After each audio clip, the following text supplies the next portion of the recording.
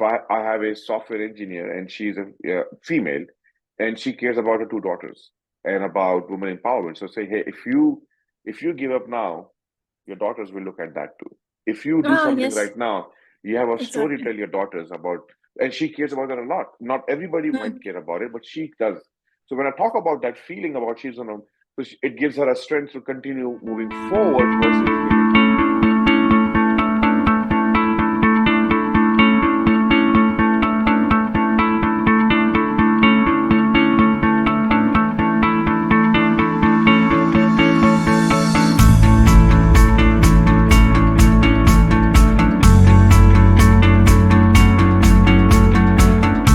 Answers the question, how do you change from what you perceive as bad behavior to good behavior? And Mm, there are three surprises, right?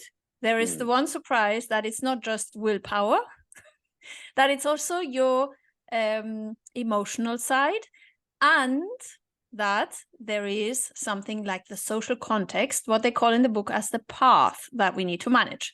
And they use this fantastic metaphor of the elephant, the rider, and the path as explaining change, and that we have to manage all three of them to actually be successful in changing behaviors around.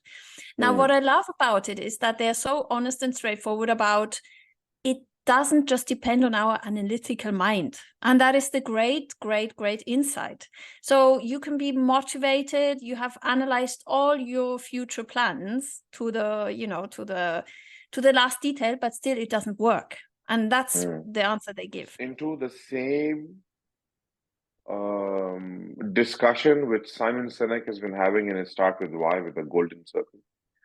Ah, It yeah, uses the yeah, yeah. same golden circle in a different way when James Clear used it in his Atomic Habits. And then this book explains the gap in what people follow a James Clear ways of making change, a behavior change, is habit building versus this. It talks about basically says that also works, this also works. Here's the reason How to why. build habits. Yeah, exactly. So no, but here's a different part though. Habit does work, but it also talks about where habit doesn't work. And Mm. that's where it's about motivating the elephant. So it talks about the three circles. Without the three circles, it talks like start with us says, hey, you must appeal to the elephant first. Start with the inside out. The Okay, emotional side. Yeah. emotional side, right? And the thing is that if the writer needs to make small changes, like 5 minute, cut down 5 minute times of daily commute, that is done through you know, analyze, think, change, which is the writer's way of doing things. But if it's a long-term change, if the change is too big, then the things are fuzzy. You don't know what the path looks like. It's impossible to figure out the path. So you need to send the postcard to the writer for the destination and the present, and then forget about the middle. The middle part needs to be, we have to build behavior to get there. That's the whole part. And so he says that this is where we need to teach how to help the rider to pave the way for the elephant. So because the elephant, even though it's motivated, still wants things to be easier. And Yeah. that's where that thing comes in, right? And so what James Clear talks about is that breaking something into atomic habits, and that works in this behavior case. So, but we Mm-hmm. need to still do the first two pieces, which is about send the postcard to the rider for Yeah, the setting the destination. path, they call it. That's very nice. Exactly. Where's the destination? Like where are we headed? For Mm. example, I'm a new project that you're doing. Why are you doing that? And then you have to Mm-hmm. motivate the elephant that this is the way we want to go, why we want to get there. I like the entire book is a very good recipe from to change your behavior and the organization behavior. Reviews, we talked about the emotional side and how it actually is so necessary that whatever you do, you have to feel it as well. Yeah. Remember, we talked about creating future memories, and they give examples because they, as you just outlined as well, they say if you stay too long in just your analytical mind, the elephant will just drop off. And then the emotions and the analytical mind will go different ways, and then it's this is when it fails. And this is when your big goal of having that dream body, you know, working out in the gym for a whole year, when it just fails because you don't feel it anymore.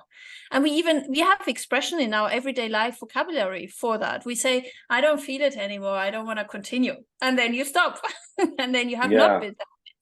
And that is when we don't feel going further with those habits. And so for me, the big lesson is, it's just always, as you say as well, it's so many books that refer to that. And it's always true. We have to analyze it logically. We have to feel it. We have to create that future vision, and we have to build those habits and keep going, the consistency. And then also, one of our last book reviews relates to it. We have to feel it with our identity as well. If we don't have that identity that we project to that future postcard, we can just forget about it. So it's all falling into place. Don't you feel that? It's kind of like a puzzle piece, you know, another one. I love this journey, learning about the changes to bring in, right? And over the last 2 years, I have changed into being a coach, salesman, marketing, influencer, writing online, all those things, they're going. And these changes, as we are learning, they're all about, as I think about, it's all about feeling more. There were many times that I felt like I should probably go and find a new job. Yes, doubting, the And self-doubt, yeah. yes, and those things, while they came, the reason why am I doing this, what I feel about it, like for my children that I'm doing this so I can live with them more in Toronto, I can be remote. I want to help the world reach a full potential. Because of that, I also reach a full potential. Those things mean so much to me that I just want to keep on doing what I'm doing right now, even though it was very hard for me. But you're doing really well. I mean, to the outside, that's always inside and outside. But to the outside, it looks really good what you're doing. I really like your stories that you're writing on LinkedIn. Thank you. It's cool. Thank you. Thank you so much. Thank you for the kind words.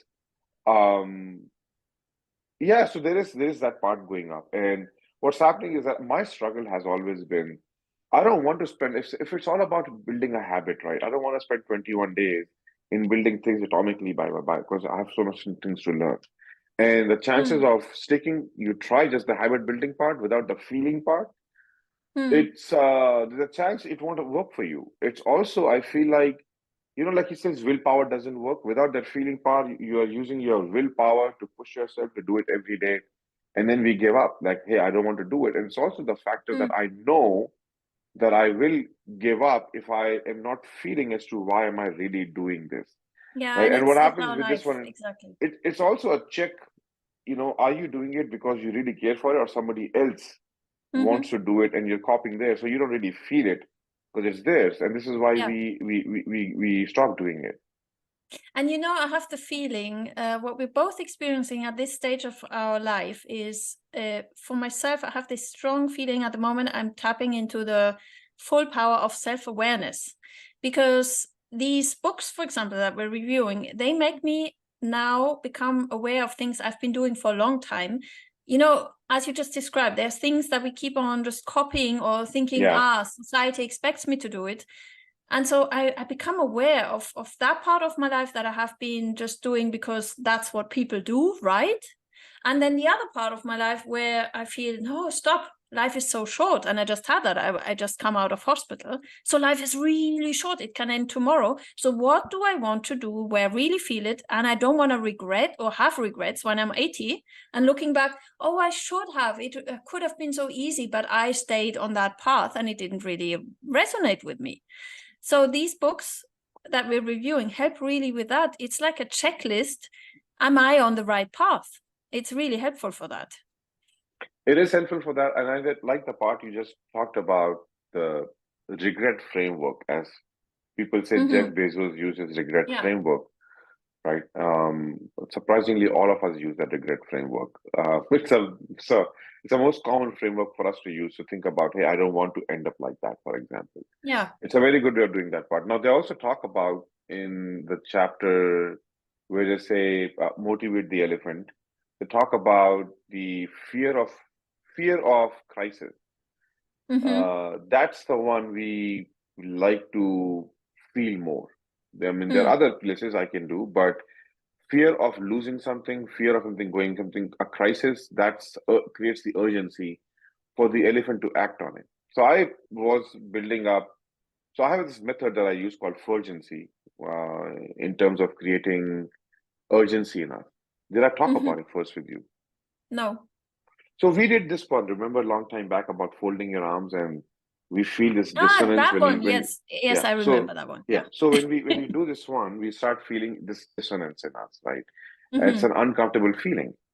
Now what's happening is that if I use the same signal but in a different way, what's happening is that when you're in the bed at night, your rider will turn on the alarm. Hey, let's go to the gym tomorrow morning, without influencing the elephant or without making it feel.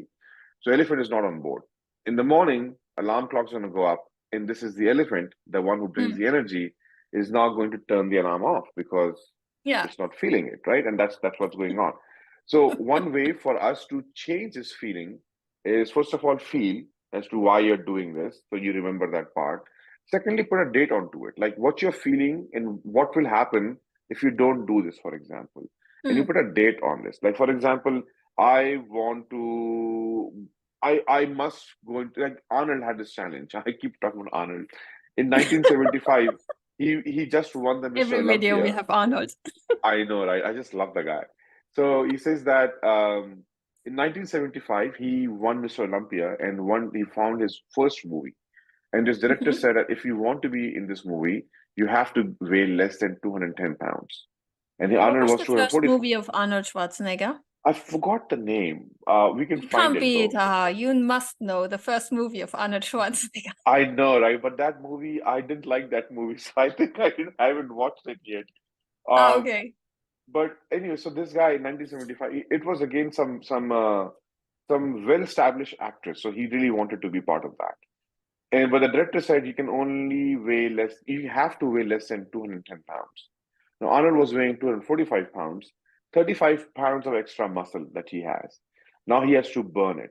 His mindset is that of a bodybuilder. You don't run. Bodybuilders Mm-hmm. don't run. It burns the muscle. You run for like Ah. 10 minutes per week so that you build some momentum, but you don't Mm-hmm. run because it burns your muscle. So he had to build an opposite mindset, a runner's mindset, which goes Oh, against that bodybuilding mindset. And yeah. the guy didn't take 21 days. He switched his mind like that in that mindset part, By changing again the mindset and the identity, right? identity part, right? And so what Mm. happens when people who do this, and the way I do it in my coaching, is that you create that feeling, something that really care about, for example. And for example, a lot of people who are looking, they're trying to give up in finding a job these days. They are going all the way to the end and they fail. They come back, oh, it's useless to try and things like it. Then I tell them about what they care about, which is basically if I have a software engineer and she's a female and she cares about her two daughters and about women empowerment. So say, hey, if you give up now, your daughters will look at that too.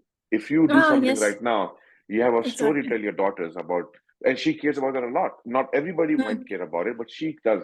So when I talk about that feeling about she's on a, so it gives her a strength to continue moving forward versus giving up. And that's what the elephant is Exactly. about, pushing through that. Now, you take that same feeling and you attach a date to it, like let's say this week or next week, and this creates a sense of, I call it urgency, focused urgency. You're focused on a problem Ah, for a okay. specific date. So now And when you you're in the create bed, urgency as well yeah, because you have a and date. and you don't come out, you want to press the snooze button, your body will give you the same dissonance, which is basically a feeling to get out of bed because the Mm-hmm. first you have reprogrammed yourself Mm. the same feeling, but to come in the opposite way. So instead of working 21 days to create that feeling, you can immediately create that by changing identity. And that would also come from feeling as to why you want to do something, and then Mm-hmm. following that process of alter ego, which is what you want to stop doing, start doing less of those things. That's your pave the path behaviors. That's the pave the path. That's the link to the alter ego. Exactly. You create an identity, and through Yeah. that, much quicker the actual feeling. Exactly. Yes. Yes. One These of the books ways are yeah, interrelated. all Absolutely. of them are. All Mm. of them are, right? And um, so one of the things that I had been thinking about, like these books are so interrelated, applying it with other areas that we have learned. So I've been applying what we have learned, including both and thinking. Ah, And yes. you know what happened? My business took off. I Ah. used all this knowledge, and it was sales. And what happened? I read this book called Objections in sales, and it gives Mm-hmm. me an information about the reason. The biggest reason salespeople don't make sales is because they don't ask about Ah, sales. And because they're asking, afraid of the answer, or what are they afraid yes, of? they're afraid of rejection. Ah, okay. Rejection literally hurts like physical pain. They had a brain Mm-hmm. study where they put those brain equipment on people's head. They Oh, asked them that is so questions like, powerful. Yeah. like, Yeah. you are about to go to an interview or you're about to propose to someone, and Mm-hmm. they saw the same areas lit up, which lit up during physical pain. So we are Hmm. experienced. So when you think about rejection, just the thought of it gives us physical pain. So when That I is heard so about that, powerful. That let me explains a give you an lot. example. Yeah. So then I started thinking about it. And in the elephant in the mind, the brain that we read, it told me exactly which places I'm avoiding asking. And I have my Aha. own reasons why I'm not doing that. Then I said, okay, again, my feeling as to why I need to achieve something, my Yeah. identity of a salesman, I added those and I started, and everything, the game changed in 1 week. So Ah, because you started to ask, right? I started You to ask, and I made it part of my identity. I also realized what behaviors I need to work on, like specifically. So I became aware of them. where oh, that is powerful. So you also, yeah, I mean, we are on a path of self-awareness anyway, but this is so if I understand you correctly, your self-awareness changed in terms of your identity of how would you call yourself at the moment? Is it like sales? No, it's leadership coach with a different sales identity. Or how That's, can I call that? I love this one. So this is the dilemma we all go through. I'll talk about this one. Um, the process though is the same one. Before I go to that one, so the first one is that direct the rider. When I was looking for, hey, what do I do? Why am I not making money? I found this book called Objections. When I read that book, it directed me as to what to work on, which is objections. The reason Mm, I was still able to use that and dig deeper into it because of the elephant in the brain. That book told me how to look for things that I'm ignoring or not looking at. So those things popped up. When things became so, I'm becoming more directed as to what's is happening. This is what my elephant is avoiding, kind of stuff. So I had that. I said, okay, I have to make my elephant feel something about it. So I did that work.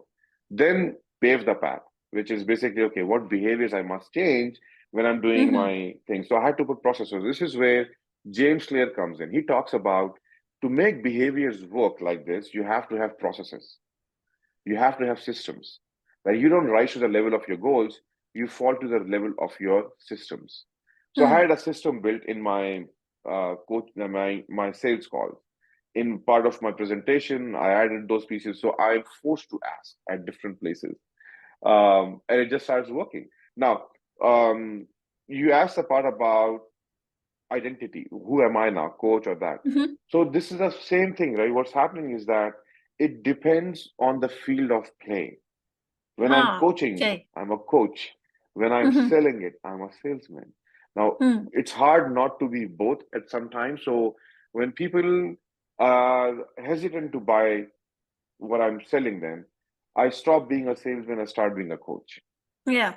Okay. Depending on exactly as you say, the context, the Yeah. situation, the people, Yeah. and but it means in terms of self-awareness that you are aware or much more aware now of your blind spots that you had a long time for the fear of rejection, if I understand you correctly. Yeah. Fear rejection is there. And I think it's Elephant in the Brain was a superb book to keep reminding us to look for our blind spots where we're ignoring them. Like in this book, also, he Mhm, talks about self evaluation, right? The IQ test, where mhm, they ask people to do their IQ test and they have their own IQ. And they ask the other person who to do the IQ test for this person. And what they guess is 66% much more accurate than the other person. So mm. we does do that to ourselves. So we are most likely to ignore our own faults. We're not being aware of Mm. that. I see it And that every day. is And that is something exactly that I'm working on at the moment. The thing of being aware of what actually is conscious of our patterns and what is subconscious.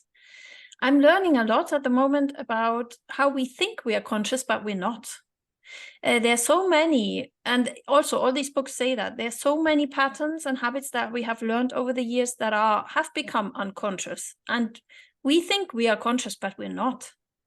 Even now, when we're talking, there are some patterns that we just do because we have learned them. And that is so interesting because there's always new patterns we can discover that actually tell us, what we can change in order to improve into that area where we want to go. So I'm discovering as well things that I was completely unconscious about because, it's patterns I learned over the years in my previous roles, but I'm not in that role anymore. And a powerful one for me was also, that was, I think, our last book review. If we want to change into a new role, we have to change the identity as well. I cannot carry on wanting a new goal in my old identity. It doesn't work. But I tried that in the first month of my sabbatical. It doesn't work. And this is exactly the insight of what we're doing here in the book reviews, isn't it? The first thing is the identity, it's the vision, and then it's the feeling, the habits, and also this readiness of becoming more self-aware. And that's very hard because we always think we are aware, but we're not. Yeah, you're right about that. The part of conscious and subconscious, one thing I've been realizing is that I used to think subconscious and conscious, they are directly linked with, like conscious is tied to rational and subconscious is tied to emotional. I'm beginning to realize that's not the case. I think the subconscious, emotional mind works mostly in the subconscious and something that we are not aware of. But I also realize, like in this book, they talk about the writer has a problem of over analyzing, right? The writer has a problem of focusing on the problems. Exactly, right? and that might be a subconscious pattern of the analytical mind. Exactly, There's subconscious right? things going on, reactions that we don't even think about. Let us analyze the problem, even in our language. In our professional field as well, there are patterns in our language that are so deeply ingrained, we take them for granted, for God's sake. Yeah. Sorry. No, yeah, like you're right. Yeah. people since centuries now say, let's do an analysis of it. No, you don't have to analyze everything. You don't have to. Yeah. Exactly. And so when I was I took masters in computer science for one semester before I said this is not for me because you do it because you want PhD. So I said, oh, I didn't want PhD. I realized later on. But they were mostly teaching the same stuff in masters. Anyways, one of the things that I learned, so I took the AI class again over there, and one of the things I learned is in 1990s there was a Harvard professor, MIT professor, I think Harvard. He came up with a paper called Intelligence Without Reasoning, and people didn't like that because intelligence without reasoning, how is that possible? So the next year he wrote it again, but he made it simpler for people to understand. He didn't change the meaning. How did he reframe it? And it changed the way we work now. And what he did was he said that we keep thinking when we're writing AI systems and AI systems that we have to give it logic to make it happen. Logic comes in coding language like if then else, like it's a code, and you have to write a lot of code for it. But then you have to specify what is intelligence, what is not intelligence, and things like it. So it says that when we come to a point to make a decision, we think we're making a decision, but what's happening is that intelligence is a lot about not getting harmed or getting ourselves out of the harm's way. If something's coming towards me, if I make a move that saves me from the harm, that's intelligence, for example. There's so many different forms of intelligence Yeah, as well. so he says, so what my teacher did was to explain the idea. She had a pen in her hand, and she threw it at me. So I caught the pen, and she said, "See, if you didn't catch," and she told another guy, he ducked. He said, "See, he chose to duck, you chose to catch." There wasn't any thinking involved. It's your reflex actions, making quick decisions to catch something or duck. That's intelligence. Exactly. Right? And so reflex action does not require reasoning. That reasoning has been done. The answer has been done. So based on a stimuli, there's a response over here. And that's what intelligence also. So reflex action is part of intelligence. So all these AI and robotic systems, they become faster because now people start thinking, can we put some reflex actions into them instead of this thinking? So instead of robots moving like this, they became smoother. Hmm. Right? So that's This is also really intentional interesting, reasoning. yeah. And there's so many, yeah, exactly. Now we're moving into a whole other field, but there's so many forms of intelligence, Yeah, and we still have that. It's a bias, I would say, in the professional field. In many professional fields, there's a bias that we define intelligence through logical reasoning. And that's just one of them. It doesn't mean it's better or it's worse, but it can be one of the intelligences. And so what I think is very useful for people in a certain professional field to outline that in some situations it might be useful to analyze another type of intelligence and not always apply the same form, right? So these recipes, and this is what leads to overthinking in business. And when people say, no, it's normal to do a SWOT analysis, it might not be even necessary to do one, and it might be good to reason in a certain situation about, okay, what type of intelligence do we need in that situation? Maybe we just need intuition, or maybe we need to feel what is good for the company at this stage, maybe we need to read with our hearts. that's So true. I think people don't question that, and that's part of the subconscious collective mind of a professional field. Because, for example, in your past professional field, there might be these kind of collective beliefs, that people share and say, okay, if you want to code XYZ, you have to first of all do this. And then people say, yes, of course, it has always been like that. That is what I call the subconscious collective mind. Tell me more about that. How is that before you do that? Why is that a subconscious collective mind? Because people don't question it. This is for me very interesting, because subconscious for me is what is not questioned. And it might be even in the analytical mind, as we said before, and it might be collectively shared even. And so there's societal pressure on, you have to believe it because everyone does it. That is where Peer it pressure. becomes really dangerous, because people do not question it. I mean, we have talked about it a bit. They call it in the social psychological research, they call it biases, collective biases. Yeah. But what I say is, like, building on what you have been saying earlier about, it can also be in the analytical reasoning, there might be collective shared bias about how to go about a certain problem in a professional field, and people don't question it because it has been like that since 1960. Excellent. I understand this now. So you're saying that we have been doing those things, thinking they're intelligent decisions, but we have not been questioning them, and they have become part of our practice. Yeah. And so that And has it might become be subconscious now because we're not questioning it. And it might be good for overhaul, because now we have moved in a complete new area. Like now we are in the area of AI, and certain practices are not relevant anymore. They have been relevant at that time, but now they are not relevant anymore. So we need to question them, and that's why we need to make them conscious. So now I'm coming in as a social psychologist, saying there's also that collectively shared conscious and subconscious. And that is, I guess, what you're doing as well when you help people. As I see your mission, you help people coming from that professional field of, I would say, thinking very much in that scientific logic, to help them come out of that and become leaders, and to help see people being people and helping them. It's a complete mindset shift.